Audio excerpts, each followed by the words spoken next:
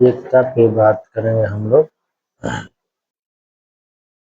एक होने का भाव एकता कहलाता है। यदि मानव परस्पर अलग होकर कार्य तथा विचार करे तो समाज की प्रगति संभव नहीं।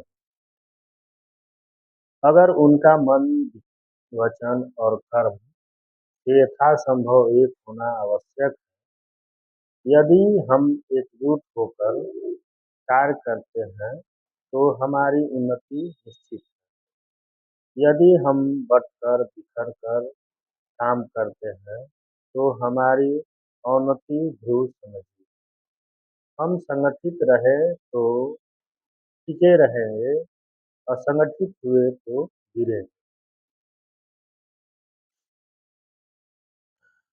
कहा गया है कि एकता ही बल है, अकेला चना भार नहीं छोड़ता। एक मामूली तिनके की क्या बिसात, किंतु वह जब वहीं संगठित हो जाता है तब उससे बनी रस्सी के द्वारा बड़े बड़े उन्माद, गजराज यानी हाथी भी बांध लिए जाते हैं। एक नन्ही बूंद की क्या हस्ती, किंतु बूंदों का समुदाय जब महान नद बन जाता है तब उसके सामने बड़े बड़े पर्वत भी कांपने लगते हैं। एक छोटी सी ईंट हल्की चोट से भी तोड़ डाली जाती है, किंतु जब वही मिलकर दीवार बनती है तो बड़े बड़े वीरों के पथ अवरुद्ध हो जाते हैं। जो चींटी छोटी और दुबली मालूम पड़ती है, वही जब एक साथ हो जाती है तो विषधर सर्पों को भी चट कर जाती है।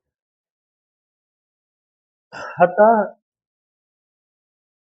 इन दृष्टांतों से यह भली भांति स्पष्ट हो जाता है कि एकता के द्वारा कोई भी असाध्य कार्य साधित किया जा सकता है।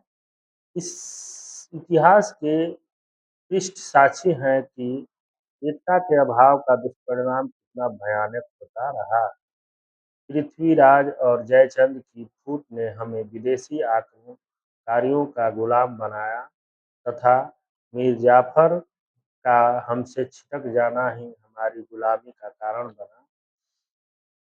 जब हम हिंदू मुसलमान एक रहे तो हमने अंग्रेजों जैसे राजनीति धुरंधरों के छक्के छुड़ाए, और जब आपस में लड़ने लगे तो हमने भारत माता की छाती के दो टुकड़े किए। मुट्ठी भर जापानियों और जर्मनों के सामने बड़ी बड़ी शक्तियां साक्षात दंडवत करती रही। इसका एकमात्र कारण है उन देशों के लोगों को दृढ़ एकता। अतः यह आवश्यक है कि हम यदि परिवार में सुख और शांति समृद्धि की त्रिवेणी लहराती हुई देखना चाहते हैं तो परिवार के सदस्यों को एकता के दिव्य मंत्र से दीक्षित करें।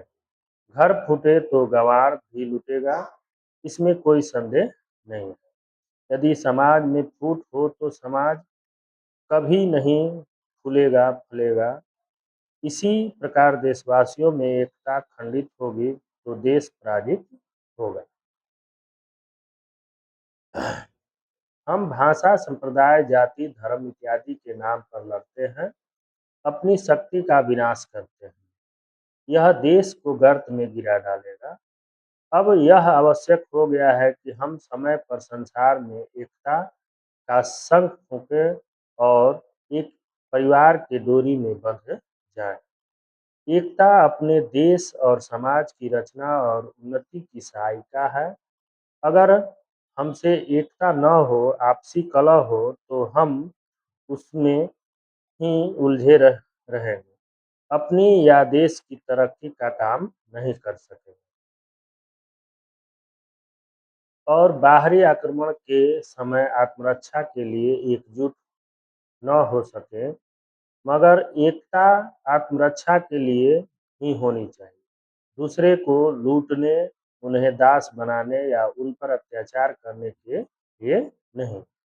इसीलिए आज हर व्यक्ति को खुद ही कि संगठित होकर सारे समाज और राष्ट्र की रक्षा करनी चाहिए। जय हिंद, जय भारत। अगर वीडियो अच्छी लगे तो शेयर करें, अगर गलत लगे तो कमेंट करें।